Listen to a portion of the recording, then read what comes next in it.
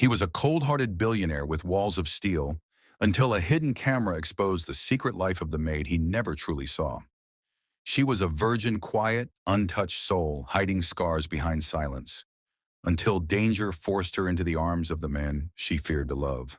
One secret, one kiss, one trap that would change both their lives forever. Jacob Hunt stood in the control room of his mansion, sipping his usual black coffee. The sun had just dipped below the horizon, casting long shadows through the glass walls of his estate. He wore a crisp white shirt, sleeves rolled up to his elbows, and his face was unreadable. A man used to handling millions, but unfamiliar with warmth.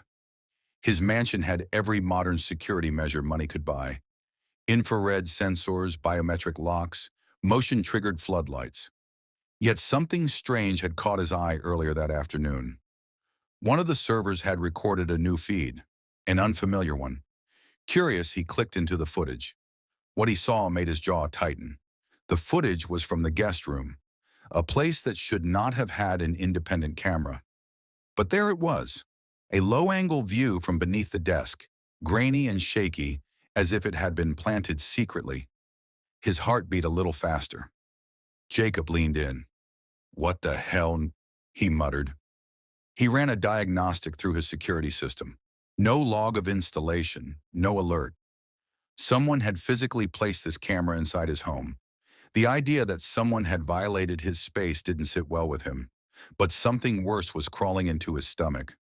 A sick, uneasy feeling that something more sinister was going on. He scrubbed through the footage. That's when he saw her, Claire, his maid. She entered the room around 10:34 a.m., holding a feather duster and a spray bottle. Her light brown hair was tied in a soft ponytail, swinging gently with every step.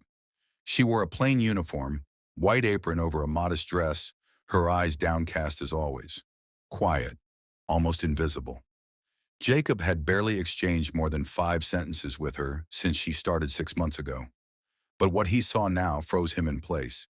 As Claire moved about the room, she suddenly paused. Her eyes flicked toward the camera's direction. Not directly at it, but as if she felt something was off. A chill seemed to wash over her. Her face paled. Then carefully, she knelt beside the rug and lifted the corner. From beneath the floorboard, she pulled out a small leather-bound notebook. Hidden, old, worn by touch. She flipped through a few pages, scribbled something with shaking hands, then tucked it back into the hollow. Jacob blinked. What was she doing? Why did she look afraid? This wasn't the face of a thief. This wasn't guilt. This was fear. Real, trembling, soul-deep fear. He rewound the footage and watched again, this time slower. Claire's hands shook as she wrote. Her lips pressed into a tight line. She kept glancing around the room as if expecting someone to barge in. Her breathing was shallow. Her shoulders were tense. Jacob felt something stir inside his chest. Something unfamiliar. Concern. He hated that. He hated how seeing her afraid made something in him ache. He paused the footage at her face. Her big gray eyes were glossy. She looked so young, so lost.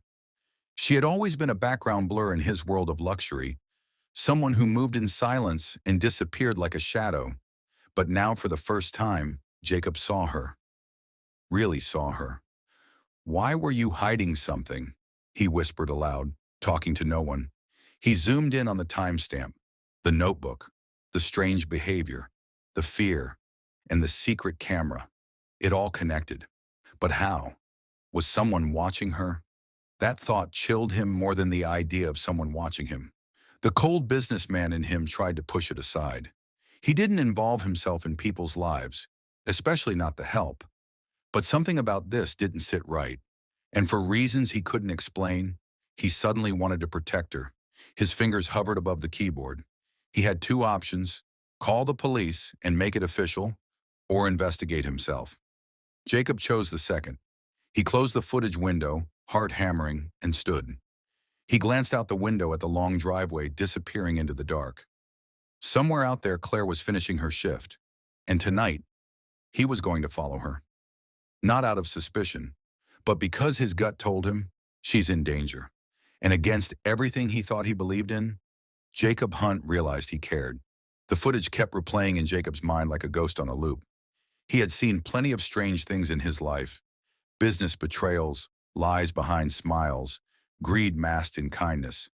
But this was different. It wasn't just strange, it was human and haunting. On the screen, Claire dusted the shelves with her usual grace, her posture proper, movements delicate and practiced. But then something shifted, a twitch in her expression, a quick, unsettled glance toward the wall.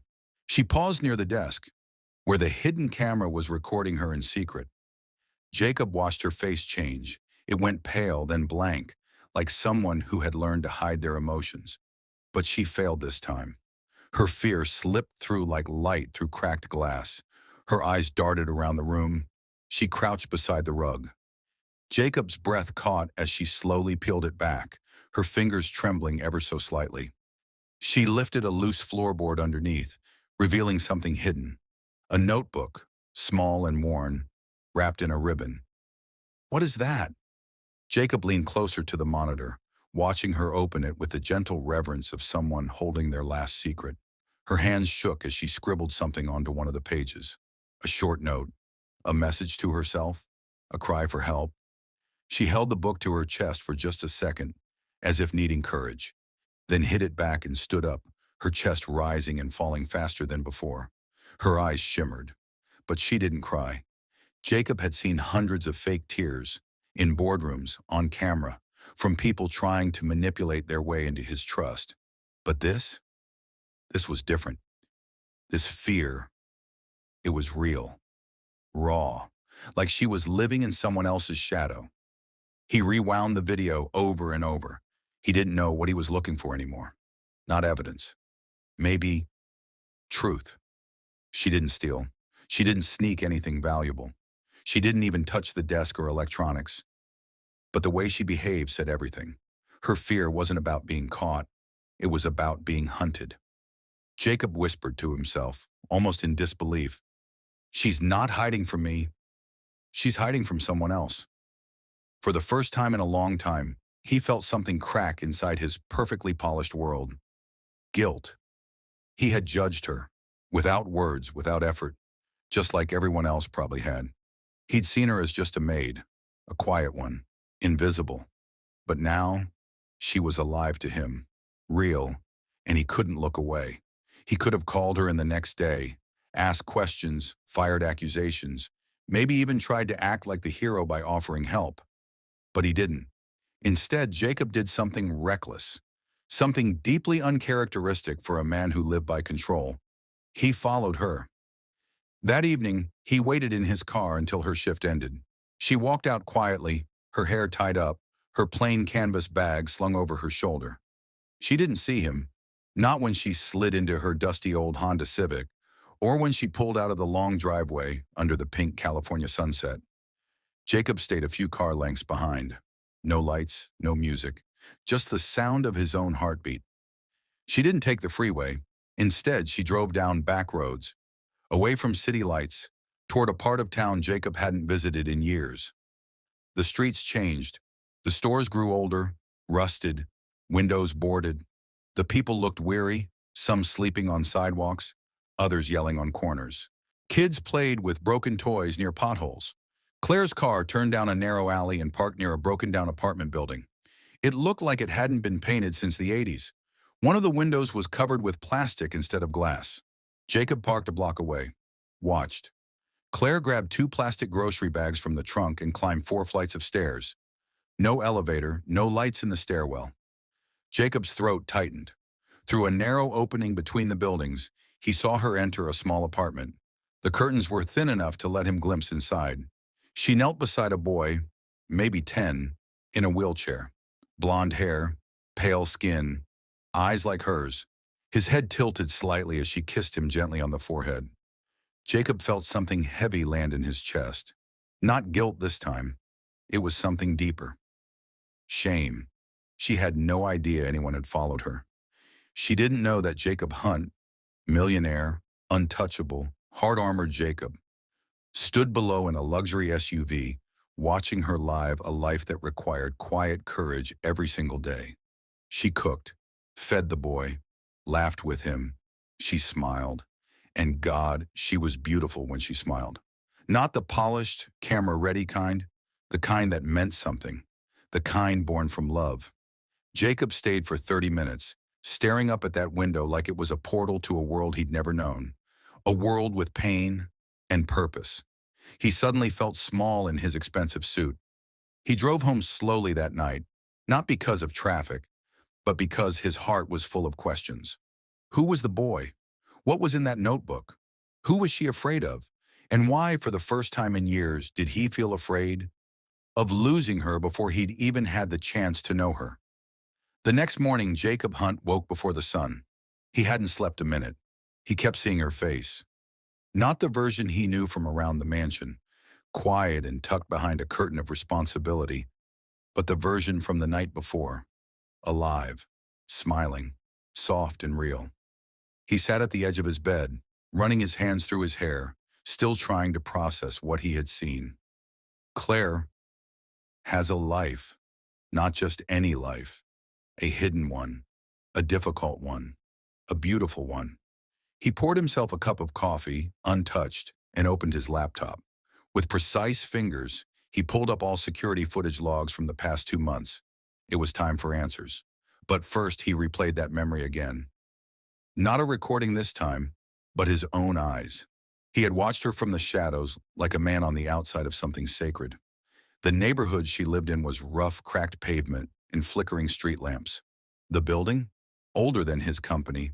The metal railing was rusted. One window had cardboard taped across it.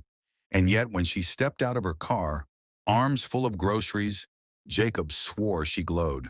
No makeup, no perfume, just a tired girl with a heavy bag and tired shoulders. Yet her steps were full of purpose. Each movement was part of a rhythm. The rhythm of someone who knew how to survive. He watched her climb 4 flights of stairs. No elevator, just grit. Her keys jingled softly before she disappeared inside. He waited. He didn't know why. Then through the window, he saw the moment that broke something open inside him. Claire kneeled down and took the hands of a little boy in a wheelchair. The boy's head tilted when he looked up at her. His legs were motionless, his face thin, fragile, but his eyes, bright and curious, lit up the moment she smiled. Claire sat beside him, gently pulled out a tray, and began to feed him spoon by spoon. She wiped his chin like a mother would. Her touch was tender, her voice like honey. Then she did something that turned Jacob's chest inside out. She kissed the boy's forehead, long still, and full of everything Jacob had never seen in his world of cold dinners and glass walls. They laughed. They whispered. She opened a book and read to him, running her fingers over the words with care, pausing now and then to look into his face and make him laugh again. She wasn't just his maid. She was his sister, his guardian, his world. Jacob sat in his car, frozen. Nothing made sense now. How had she carried all that inside her, without saying a word? Why hadn't he noticed the tired eyes, the quiet urgency? How many times had she skipped lunch to afford his medicine? He felt like a stranger to himself. The man who once saw her as background now realized she was the most real thing he'd ever witnessed. He drove home, but every red light, every quiet street was just space for his guilt to echo louder. He arrived at the mansion and went straight to his study. It was time to find out who planted that camera. He opened the logs, typed, searched, sifted through weeks of digital footprints. Then he saw it, an anomaly, a system override, manual camera installation without a digital signature, about 5 weeks ago. He narrowed down access logs to that week. Only one person had access at that time, Mr. Daniel Lang, former head of security technician. Jacob's blood ran cold. Lang had been fired a month ago after a female staff member complained about inappropriate comments. Jacob hadn't been directly involved. HR had handled it. He had signed the offboarding papers without thinking twice. Now he wished he hadn't. Jacob clicked into Lang's profile. The man had once been charming on the surface, polite in meetings, efficient. But there were hints, small flags, moments of hesitation when women passed him in the hallway. A janitor who had once quit early without saying why. The realization hit Jacob like a punch to the ribs. Lang had planted the camera, Not to spy on Jacob, but to spy on Claire. Suddenly it all made sense. Her fear, the notebook, the glances over her shoulder. She wasn't afraid of being caught doing something wrong. She was afraid of being watched, hunted. Jacob clenched his jaw. He had failed to protect her, in his own home. The girl who carried groceries up 4 floors, who gave spoonfuls of love to a fragile boy every night, had been silently stalked under his roof, no more. He stood up so fast the chair rolled behind him. His pulse raced. His hands shook, not from anger alone, but from something else growing fast and deep inside his chest. Something wild, protective, personal. This wasn't just about justice now. It was about Claire. And Jacob knew. He had seen her strength. Now she would see his. And if he had to burn the world to keep her safe, he would. Jacob Hunt had never felt rage like this. Not in the boardroom, not when losing millions in bad deals, not even when betrayed by old friends. No, this was different. This wasn't business. This was personal, and it wasn't about him. It was about Claire. He sat alone in the security control room, eyes burning into the screen, fists clenched. The digital records confirmed his darkest suspicion. Mr. Lang, the former technician, had manually accessed the guest room the same week the camera was planted.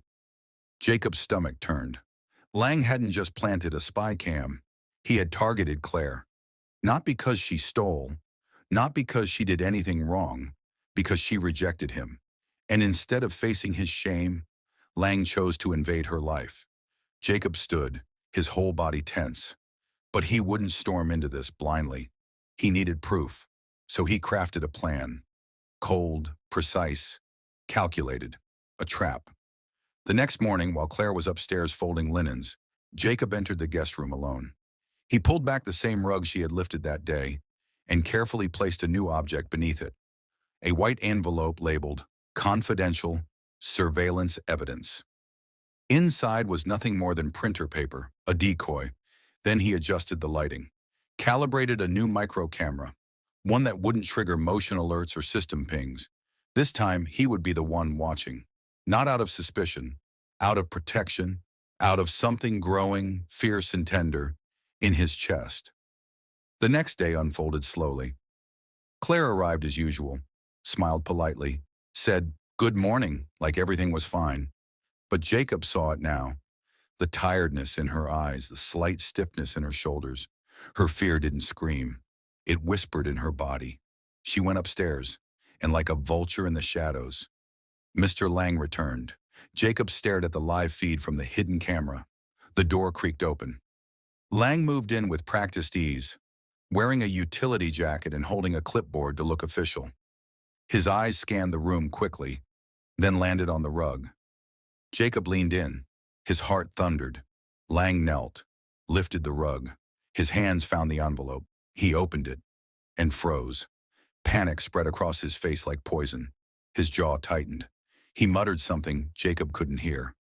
"Got you." Jacob grabbed his phone. "This is Jacob Hunt. I need LAPD sent to my residence immediately. I'm detaining a trespasser and suspected stalker." He hit the alarm for the perimeter gates. Lang had nowhere to run. Minutes later, red and blue lights spun across Jacob's marble driveway. Lang was cuffed, shouting about a misunderstanding. Jacob handed the police the footage, the timestamps, and the log data. There was no misunderstanding. Lang confessed under pressure. He had developed an interest in Claire. She had politely turned him down, and when she avoided him afterward, he grew angry. The camera was revenge, a sick attempt to feel power again. Jacob wanted to hit him, but instead he stood back and watched him disappear into the back of a squad car. Not just as a billionaire, but as Claire's guardian, and as a man whose heart was beginning to break for everything she had endured in silence. The next morning, Jacob didn't summon Claire with authority. He knocked gently on the break room door. She turned. "Yes, Mr. Hunt?" His voice was soft. "Can you come to my office, Claire?" "Please." She sat across from him, shoulders curled in, nervous, small, as if expecting bad news. Jacob, still in his dress shirt and rolled up sleeves, leaned forward slowly. There's something you should know, he said. I found the camera. I found the man who planted it. Claire's eyes widened, but she didn't speak. Her lips trembled. Her hands fidgeted. It was Lang, Jacob continued gently, the one who used to work in security. He confessed. He was watching you, not me. Her breath caught. I'm so sorry, he said, and he meant it more than any words he'd ever spoken. This happened under my roof. You should have been safe here. She blinked fast. Then her voice broke. I didn't tell anyone. I couldn't risk losing the job. I have to take care of my little brother, and this is the only stable thing we've had in years. Tears slid silently down her cheeks. Jacob got up, walked around the desk. He didn't touch her yet, just stood near, close enough for warmth. You're not going to lose your job, Claire, he said quietly. Not now, not ever. Her shoulders shook. And if you ever feel afraid again, I want you to come to me. No more silence. She looked up at him with wet eyes. Something shifted in the room. Time slowed. Emotion filled the space between them, too heavy to ignore. Claire stood slowly. She took a step toward him, then paused, vulnerable and uncertain. Jacob hesitated only a second longer, then reached out and gently touched her cheek with the back of his hand. She didn't flinch. Their eyes locked. And in that fragile, unspoken moment, he bent forward, slow, careful, and pressed his lips softly to her forehead. A kiss not of passion, but of protection, of honor, of everything she deserved and hadn't received. She closed her eyes and, for the first time in months, she let herself feel safe. That day, Jacob didn't just catch a criminal. He caught a glimpse of a new world, one where love wasn't about diamonds or dinner parties, but about seeing someone fully and standing beside them anyway. Spring came early that year in California, soft breezes pushing through open windows and warm sunlight stretching across the marble floors of Jacob Hunt's mansion. But the real change wasn't outside. It was inside Jacob, inside Claire, and between them, something fragile, unspoken, but growing. After the arrest of Mr. Lang, Jacob didn't disappear back into cold professionalism. He didn't bury himself in business deals or hide behind office walls. He showed up, every day. First, it started small. He asked Claire how her brother was doing. She'd answer briefly, always humble, always polite. Then one morning she came in late, her face pale, her voice tired. The boy had a fever all night. Jacob didn't hesitate. He called his private physician, sent medication, had groceries delivered anonymously to her apartment. She found out later. She confronted him, cheeks flushed with pride. You can't do that, Mr. Hunt. I didn't ask you to. I know, he said gently. You didn't have to. A week later, Jacob made a quiet offer. I have a friend who runs a residential care center. It's clean, safe, full-time nurses. You wouldn't have to worry every night if something goes wrong. Claire had stiffened. I can take care of him. I know you can, he said, his voice low. But you shouldn't have to alone. That line broke something open in her. She didn't agree right away. But a week later, she asked him to show her the place. She cried when she saw the wheelchair ramps, the friendly staff, the way they treated her brother like a child, not a burden. Jacob didn't pressure her. He just stood behind her, hands in his pockets, eyes soft, waiting. Eventually, she said yes. After the move, everything changed. She didn't look tired anymore. Her smile came easier. Her steps were lighter. And Jacob found himself looking forward to every single moment she was near. He started driving her to work. At first, she declined. But one morning, her car wouldn't start. Jacob happened to pull up beside her in his sleek black Range Rover. I'm not letting you take 2 buses today, he said with a half smile. Get in. Don't make me beg. She raised a brow. Do billionaires beg? I might for you, he said before realizing it had slipped out. Their eyes locked for a second too long. She got in without another word. That became their ritual. Morning drives, evening drop-offs, soft music in the background, conversations that started stiffly but slowly bloomed. He learned that Claire loved old movies, black and white ones with piano music and slow dances. She loved cherry pie more than cake. She'd once dreamed of becoming a nurse, But life had demanded other things. She learned Jacob loved silence, not out of coldness, but because most people had never really listened to him without expecting something in return. He'd grown up poor. He'd been alone long before he got rich. After dessert, her brother was taken home by a nurse, and Claire lingered for a while. The air was cool. Crickets chirped in the background. She stood beside Jacob near the garden wall, her hair loose, her arms folded gently. He turned toward her, his voice low. "Can I ask you something?" She nodded.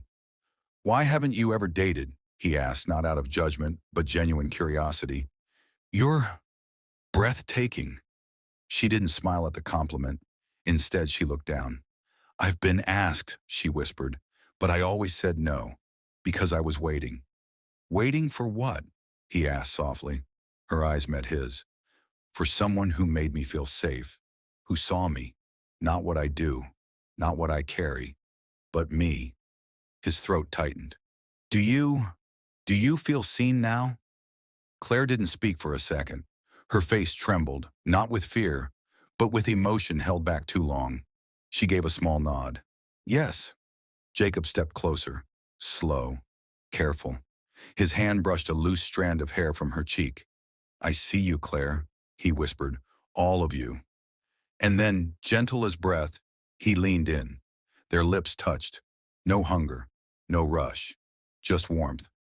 Her fingers reached for his shirt, holding gently as their mouths met again. Deeper this time, still tender, but full of all the feelings they hadn't spoken out loud. When they pulled back, they stayed close, forehead to forehead, breath mingling in the quiet. "I've never kissed someone who made me feel this calm," she whispered. Jacob smiled. "Then I'm never kissing anyone else." 1 year later, Jacob and Claire got married in a small backyard wedding, surrounded by people who truly mattered. Claire's brother, now walking with therapy, was the ring bearer. There were no photographers, no headlines, just real love.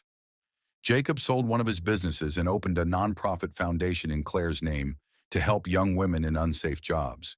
They hired diverse staff, trained maids, and even helped victims of harassment find justice.